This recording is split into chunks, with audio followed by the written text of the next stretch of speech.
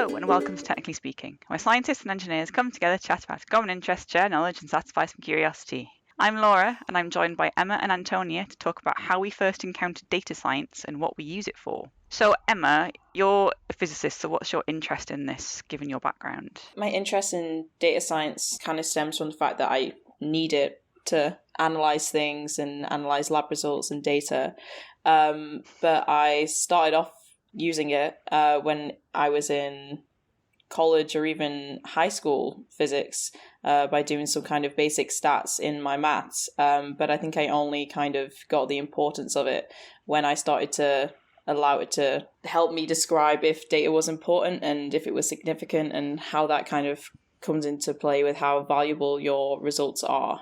So yeah, I did stats in school as well, and I never really thought about it as this fancy thing that people call data science at the time, because data science wasn't really a thing people talked about like 20, 30 years ago. But now it seems like it's a whole industry. You see stuff on the internet and they make it sound like kind of mysterious, but it's just maths, right? It's just applying it in a logical way. Yeah. I guess we'll get into the different kinds of it in a minute. But Antonia, I guess your experience as an engineer and energy analyst is a little bit different to Emma's physics background.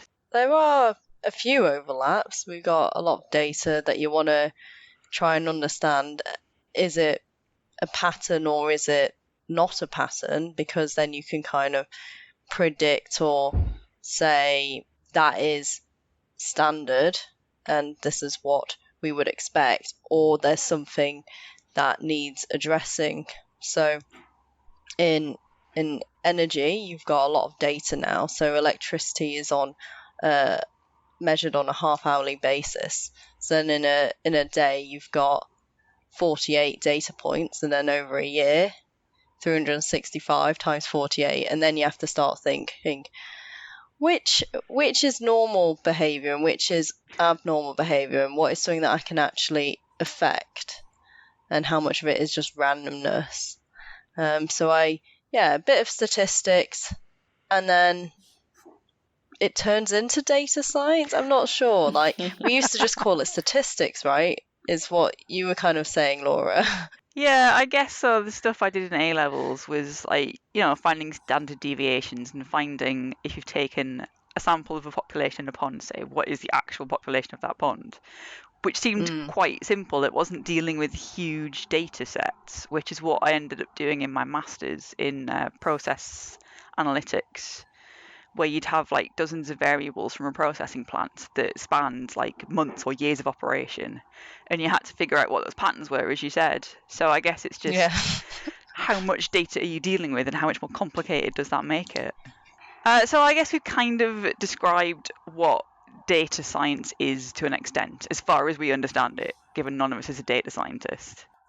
Emma, you were talking about using it in school for stats. I mentioned finding the mean in data in standard deviation. I guess that's the simplest way that we'd probably use it, and you'd probably use it quite a lot, because I used to use that in pretty much any type of data collection that I did.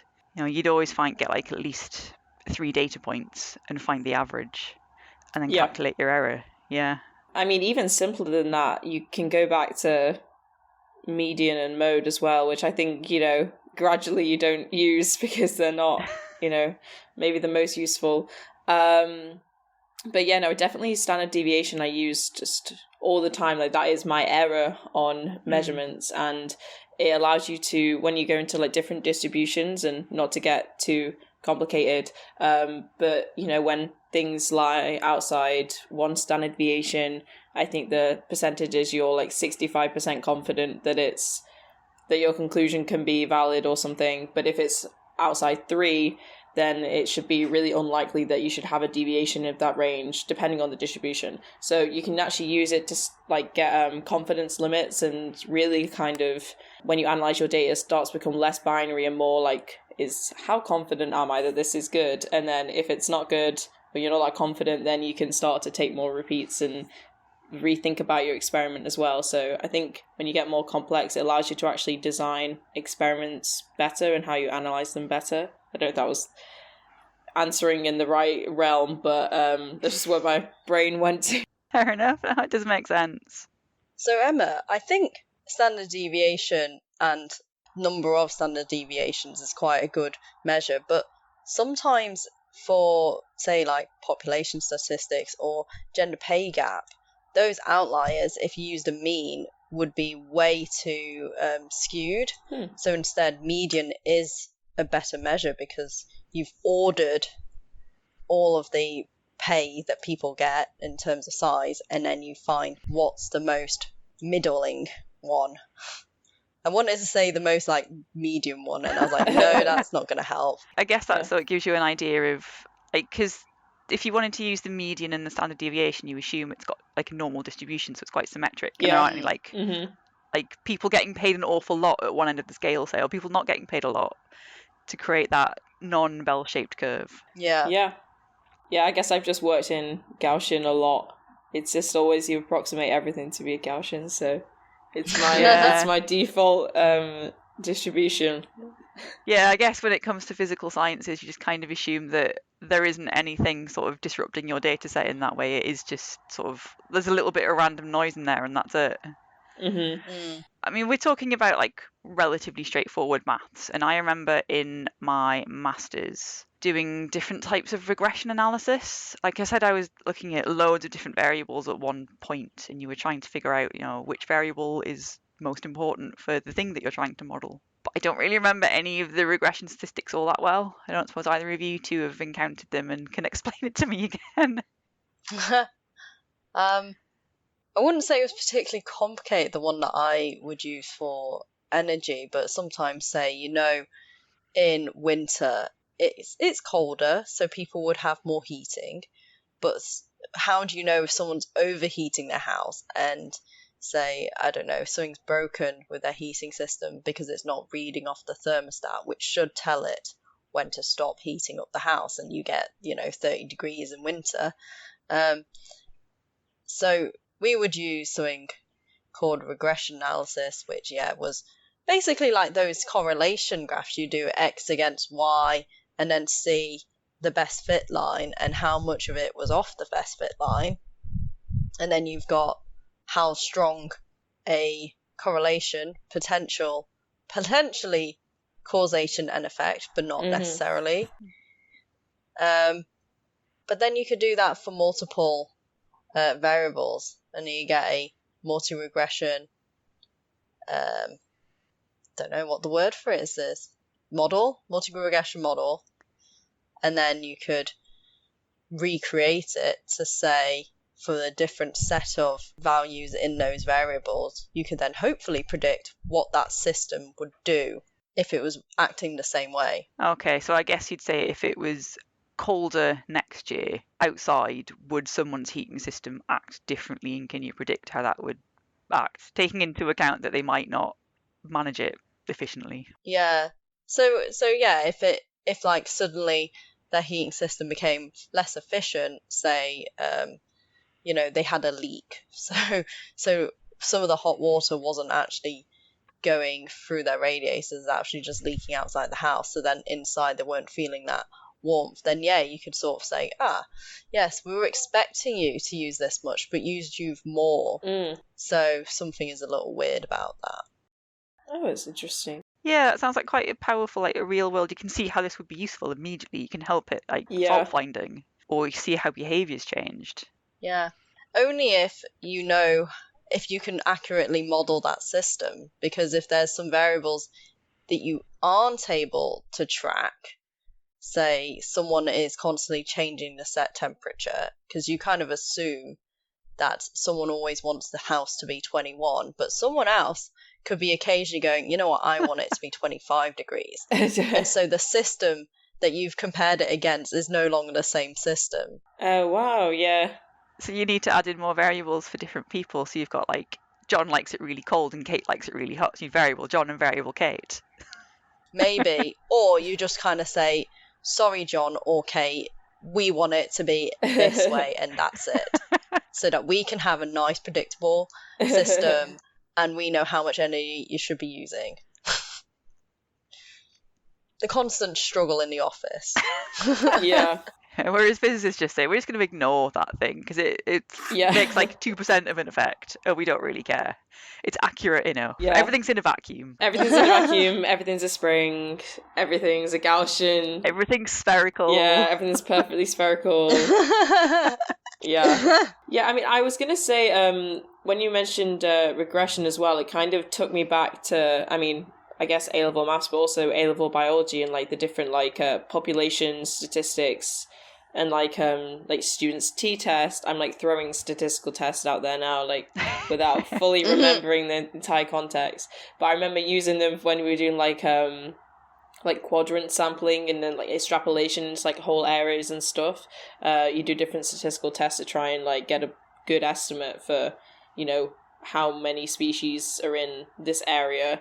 So I guess it also is it's kind of like applying, I mean, it's still very like sciencey application, not very accurate in style. But it's really interesting to see the like actual real life kind of applications of it, because I've only ever done it in kind of a theoretical context, which is interesting.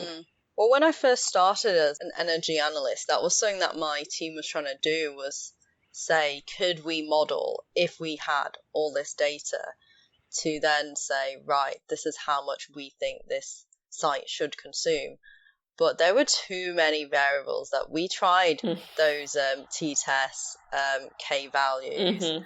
Gosh, what else is in there? But yeah, we tried that and we thought, I don't think our data is enough to actually use this.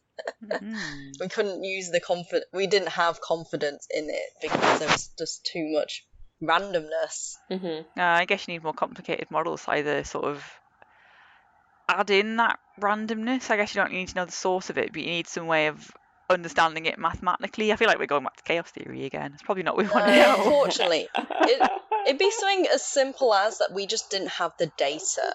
So sometimes someone's like gas pipe would burst and then the data would just be wild, or we'd have no data for a bit, and so we're just like, well, there goes 3 months of measurements there, so we can't use that. And then there was COVID, and so the lockdowns really affected data. So then we're like, well, 2022, 2021, scrap that.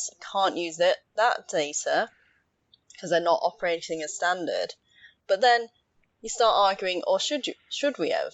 Because that could have still been an indicator of how they operate under weird circumstances, but how repeatable are those weird circumstances? I guess if you've got these large data sets, you need some way of managing it. There's this term I've heard, like big data, and I don't know if there's a very good definition of what big data are. Given that you can get like terabyte hard drives quite cheaply these days, is that considered big or not? I used to collect an awful lot of data when I was in radiation science, and you had like not a whole lot of time on a particle accelerator, so you had some beam time, and you collected all the data that you possibly could and then sifted through it later on, and you would easily generate terabytes of data. I don't know. Wow. Yeah, that is crazy. Yeah. How many data points would that be though? Because if it was like one massive like 3D model, then you kind of like have one thing to look at. But if it was like lots of little bits, then it'd be quite unmanageable. Yeah.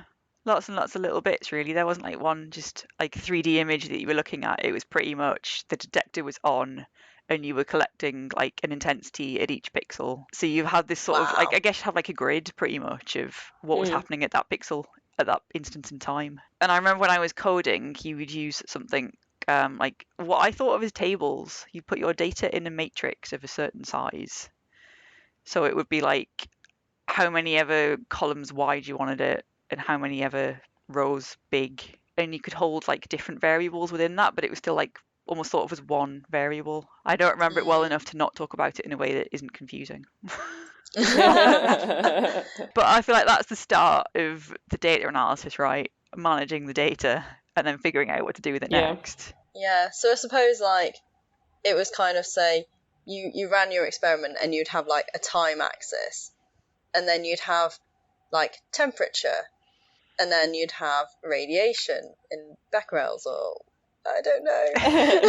That's right. Becquerels as activities is what's coming off a radioactive source, but yeah, like Okay. grey, something like that, how much energy you've deposited, Oh, yeah. something like that. Yeah, and then you'd kind of be creating like a cube of data that, like, at this time point, at this, there was this temperature, and then there was this other activity level, and then there was some other variable that you care about that I don't know because I'm not a radiation scientist. Yeah, but then you could say like the similar thing about, you know, a chemical plant that I guess you may be more familiar with. You'd have like temperature, flow rates, concentrations, pressures. Yes, I can understand this. Yeah, or your different vessels in the system. And this is kind of what I remember from my masters. And you just have, if you try to put that in a graph of time and all these different variables, you just have something that looked incredibly messy. Yeah. Yes, I've tried that function in Excel. But there were ways of sort of collecting the variables together. So you had like one variable that represented 3, and I honestly don't understand how the maths behind this, because it was more sort of like engineering level in my masters, which meant it was about the application and not about the pure maths behind it. So it was, I think it was principal component analysis is what we were doing, and I remember being really good at applying it, but thinking back, I have no clue how it actually worked. So what were you using it for? Pretty much what I said. You had a bunch of variables, so like 20 variables from a processing plant taken over time. And you would take some of the data that would be your training data and you generate a model, mathematical model, that explained how the variables interacted. And then you'd apply that to the rest of the data to see how well it fit, see if it could still explain sort of the future, essentially. Okay. It kind of said that this principal component explains like 30% of the variance in your data, say, and it's made up of these other variables that are, like I said, the flow, the temperature, whatever else. And then you'd have another principal component that was made up of other variables that would explain a bit more variance in the data. And you basically included enough principal components to explain like 80% of the variance, and that was sufficient. So I guess I understand the steps to applying it, but I don't understand the maths behind it. I don't know if it's something either you have encountered that's about terms like principal components or eigenvalues and eigenvectors that you could explain in a way that relates to what I've just said. I haven't touched it before, but I wanna try it now. Principal component, like as like a phrase, I don't think I've used and or heard of, but the concept of kind of grouping together some variables that can influence data sets and kind of finding a way to mathematically represent them in a simpler way so, you know, computers can understand it better and work with it better, but still fully represents the system, to me just sounds like a matrix, and how you store that information in a way where you can kind of get a system of, you know, equations or problems, you know, imagine like simultaneous equations, and then put those different elements into a matrix problem. So that's where, you know, these fancy terms like eigenvalues and eigenvectors come into the matrix equation. But it's the same system that you've always had. It's kind of just making it look a bit nicer. And then when you want to do kind of computational calculations, computers just love working with matrices. And then you just have to kind of take that output and then use it to find the coefficients that you needed, you know, in the context of simultaneous equations. But, you know, the idea is, you know, you can use matrices for everything. They're just so good. But they are confusing, especially when you like hear about them in different contexts as well, because that's a very like pure maths context. But I feel like I've heard the matrices being introduced and used different ways, you know, maybe with each module I did at university. And so very, very applicable to many things, but the connection between each one is always a bit shaky. Yeah, and I guess this is the problem I have sometimes, because I tend to span multiple different disciplines. Everyone uses like slightly different terminology to refer to what is essentially the same thing. And I tend to get just a little bit confused. And every time I speak to someone, I feel like I get slightly closer to figuring out what this thing actually is. But I guess it's finding the person that can explain it to you in a way that makes sense to you. That's always the challenge. Yeah, because it also depends on your background as like a listener to what method of explanation is going to connect with you the most. I mean, that's just learning as well. Sometimes, you connect with like a textbook and you're like, I'm going to read every textbook of this author because they just seem to understand things. But Yeah. I forgot to say, one of the like main, I guess, benefits of a matrix is if you have loads of kind of data points and loads of different variables, and you can kind of put it in, because it's quite hard to deal with. I mean, in the context of big data, it's quite hard to, solve those systems of equations quickly and efficiently. If you're, by hand, it is definitely impossible. You were solving simultaneous equations when in GCSEs and then A-levels, but if you got a system of, 6 simultaneous equations, you'd be there the whole time, and still probably wouldn't get there. And so I think in the context of big data, it's a way to kind of solve it and, put it into like kind of a understandable form for you or the computer. I guess you'd be using just an algorithm. So say when I was doing the principal component analysis, I said I didn't quite understand the maths that was being used by the computer, but I understood the output, and I could look at the output and say, like, does that make sense with what I've seen? And if it doesn't, then I'm probably applying the wrong algorithm because I don't understand it well enough. But so I guess there are two approaches you can take. You can understand the maths really well and know that the maths is doing the thing that it's meant to be doing, or you can understand the system that you're modelling and know that you're modelling it well enough. I guess they're the two different approaches you can take as the pure mathematician and then the scientist/engineer. Yeah, using maths as a tool. About that whole difficulty in learning, I do find sometimes with maths especially, where someone can use different letters to represent the same variables, and so then you try to look up an equation, and then you think, I don't recognise this, but I'm sure the same ideas are behind it. You just kind of got used to always using like Y for the Y-axis and X for the X-axis, and then they start using something else. Like f of x. Everyone got really confused when they first introduced functions to us. Oh, gosh. It's also about some of the terminology as well, like PCR. Everyone knows what a PCR test is now, right? Because of COVID. Yeah. Oh, I was like, wait, what? Exactly. What's PCR? I've forgotten. So to me, that means principal component regression, because that's where I first encountered it. Oh. But then in my master's project was looking at gene expression data and applying these different mathematical techniques to figure out what the patterns were in the gene expression data. So suddenly PCR meant two different things to me at the same time. So it also meant polymerase chain reaction. I was very confused for quite a while. I have a little game I play with my friends where whenever we see a row, we are like, what do we see? Because for me, I always see density, but there is a million different things for row, and it's so funny when you see like the Greek alphabet.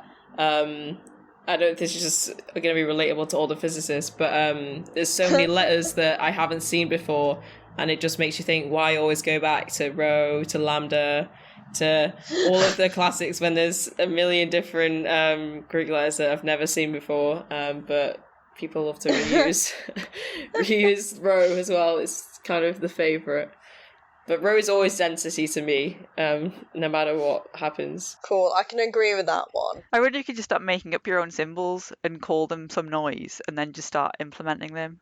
And that could be your claim to fame eventually. Like, some people find new species. Yeah, you just not created your own variable, but created your own naming system. Yeah. That's how it used to be, right? Like, there were Curies and loads of other different units of measure for certain things, so why not? I wonder if I will ever contribute so much to a field that I could have a Curie, because Marie Curie did a lot for radiation science. True.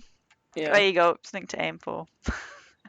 You also have like Curie temperature and stuff as well, which is something I can't remember, but it's something to do something to do with like I think it's semiconductors maybe. I'm throwing something out there, but yeah, it may be wrong, so fact check this please.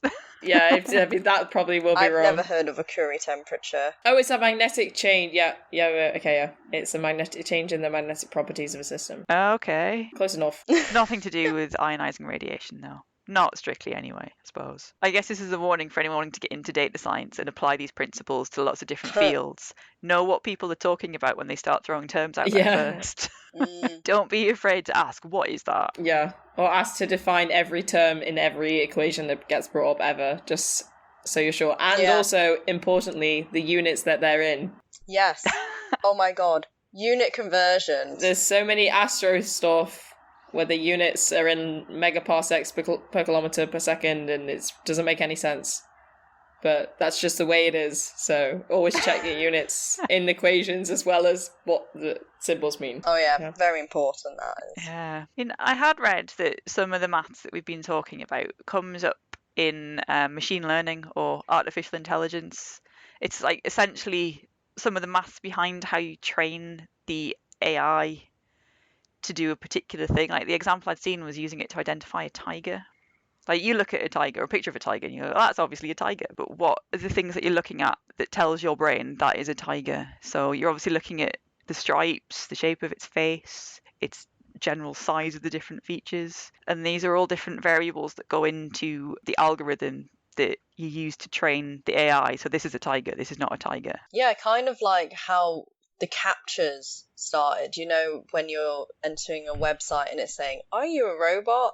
And then it says click on the bikes. That is like training data set for the AI to figure out, right, they're always bikes, and then seeing what the common pixels are, I guess, or common pixel relationship from one to another. Oh wow, yeah. So are you saying that every time we do a capture, we're helping train some AI? Yeah. I didn't know that. I'm not too sure how I feel about that. I feel like it should be a disclaimer somewhere. Yeah, or the ones where it's like got squiggly letters. Oh yeah. Yeah, and numbers, yeah. Well, that's what I was told, that can be training data. It makes sense, I guess, though. And it's very useful for like the postal service because everyone's handwriting looks slightly different, and then now they don't have to have someone individually read addresses. They have an ORC, whatever, optical recognition. Can't remember what the C stands for, but you know, when you're reading written stuff, you can recognize it as text. So I'm always quite proud of my skill of identifying weird handwriting, because my own handwriting is really weird. I've worked with a lot of people where you sit there for quite a while trying to figure out what a thing is, and then when you get it, it's like, oh, that's it, I can understand anything you write now. One of my lab partners at uni, I think it was like a 4 or a 9 that they wrote really weirdly. Like they didn't write it in the same order I would. So I always looked at it and got the number wrong. Which I guess is another argument for just letting the machines do it all. So you don't have to write anything down. It just sends the data to the thing that you need it to do. And then it just does the analysis for you straight away. And as long as I say, you sort of check to make sure that analysis makes sense. There you go. And check the sensor is working. Yes. I feel like you would sort of see that as you were picking up the data. I can't think of a reason why you wouldn't check that just inherently. But maybe you've just been working on rigs for too long where like one thermocouple's always showing -20 and the other is showing 200 degrees Celsius. And clearly something's wrong. In my line of work, we have I don't know how many thousands of sensors to collect energy data across hundreds of places.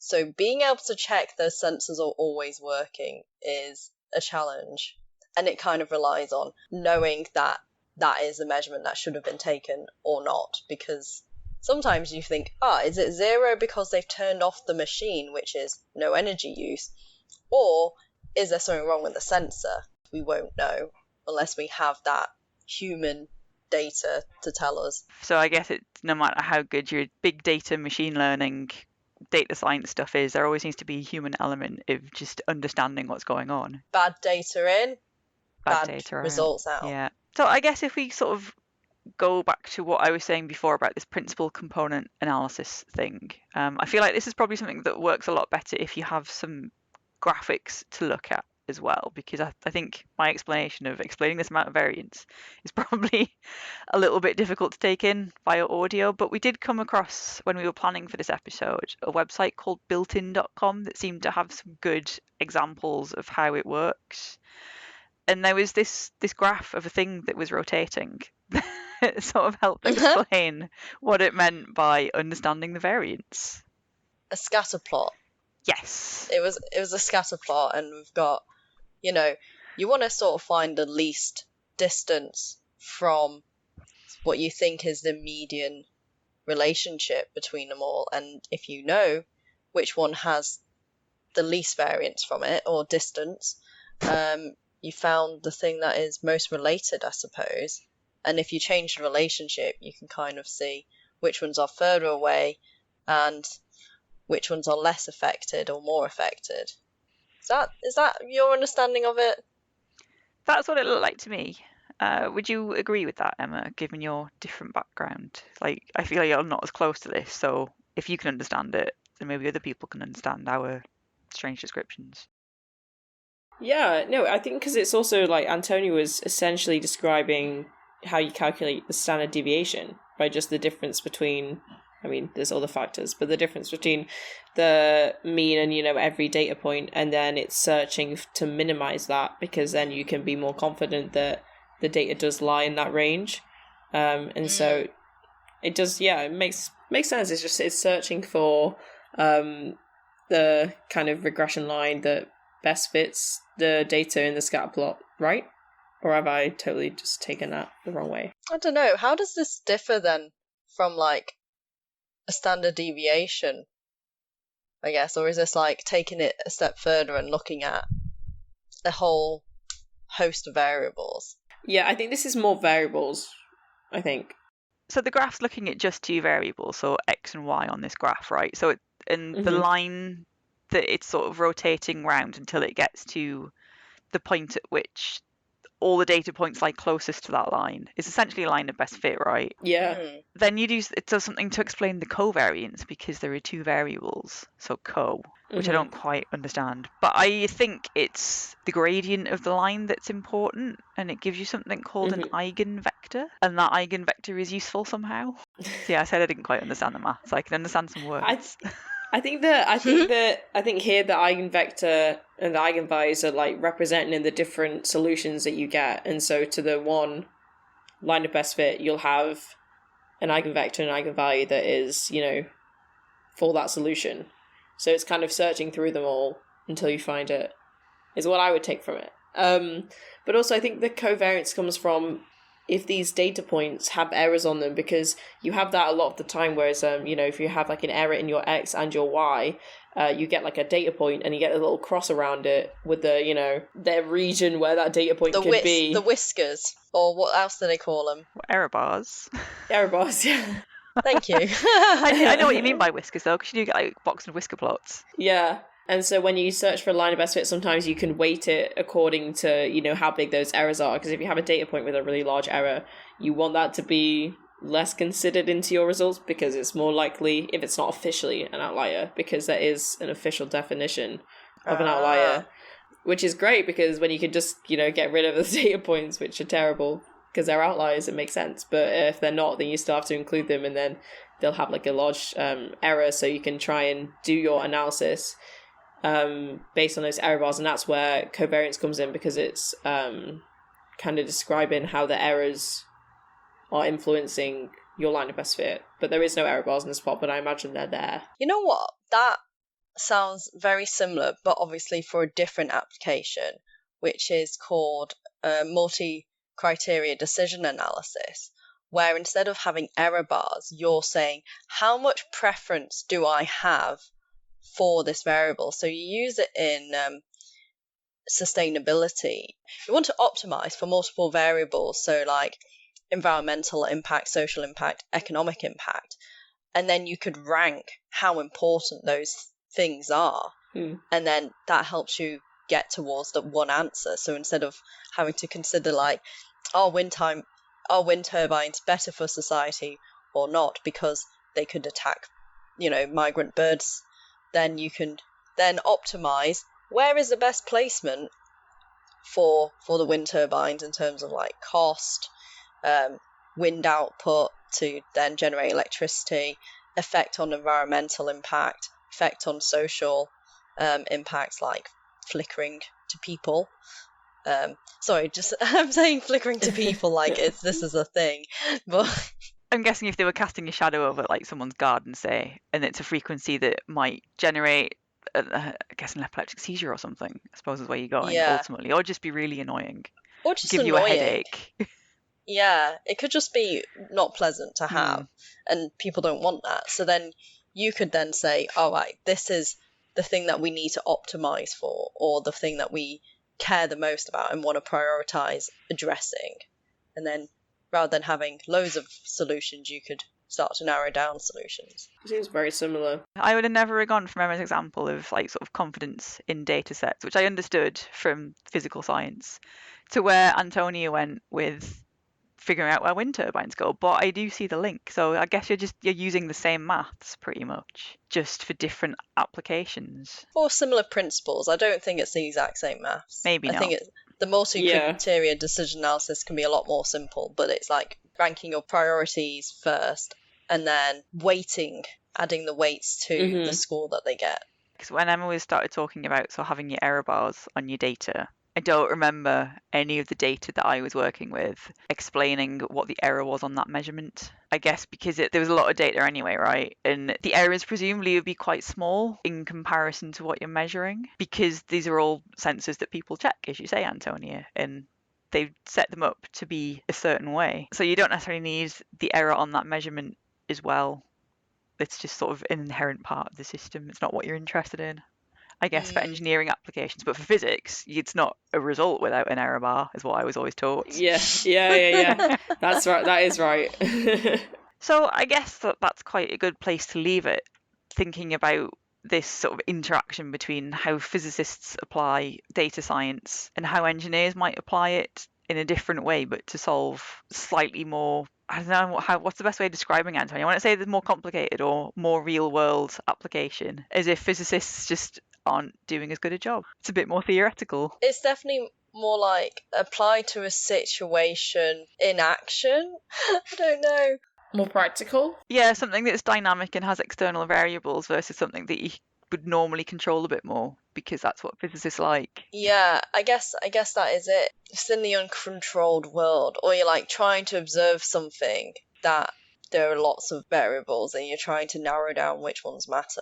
But I suppose you could say the same for physics. When I was taught physics at undergrad, it was very much, here is an algorithm that you apply to a defined problem. And it was all very like textbook stuff. And I couldn't work out why you had to do it that way and why you couldn't do it some different way. There was no scope for putting in that random variable. I don't know if that's what you'd say of it, Emma, because I mean, it's been 20 years since I studied physics. It might have changed. Yeah, I'd say, I don't know, I feel like there's a lot of the time where I've done things with things we haven't seen before, or, you know, had random variables kind of like integrate them into the issue, and then you kind of have to deal with it. But then like when you have like, you know, randomness in it, it always turned into a large data set problem. So all the things, you know, you could really do like some not easy stats on it, but it was kind of like, I don't know, like it was all very far-fetched. Like, I don't know, I did big data problems on like particle physics and stuff that, you know, I'm never going to personally do, and like isn't impacting much because of all the approximations that are a part of it at the level that I did it anyway. I imagine people are doing really impressive things in their actual, you know, jobs, but as a little undergraduate project, not really doing much. So I feel like in terms of like impact on lives for the stuff I was doing, it was nothing. Yeah, I wouldn't say the maths that I use is more complicated. It's almost like I'm using the same logic to apply to different places, and I still get like different results, and I'm trying to figure out why. Is it something that is happening for real, or is it something that we actually need to mitigate? Well, maybe we can follow on some of these conversations in another episode and kind of figure out a bit more where the similarities and differences lie. Yeah, data science is a big topic, and there's this great blog Towards Data Science, which people contribute how they've applied it and found interesting results from as well. Yes, there are loads of other resources out there from actual data scientists, as well as people that just use bits of data science in their careers and in their studies. That's well worth checking out, I think. Ultimately, what we're saying is there are different levels of applying the maths to get what you need, and as long as you understand how you're applying it and you understand what you're applying it to, that's the important thing. So I suppose we'll leave it there. Thanks for listening, and we will look forward to a future episode. The views expressed in this podcast belong entirely to the person that said them. They do not represent any industry or organisation. If you enjoyed listening to these views, it would really help us out if you could rate us, leave a review, and tell a friend. This podcast was sponsored by no one, but if you're interested in funding us to continue to have frank discussions about science and engineering, please get in touch.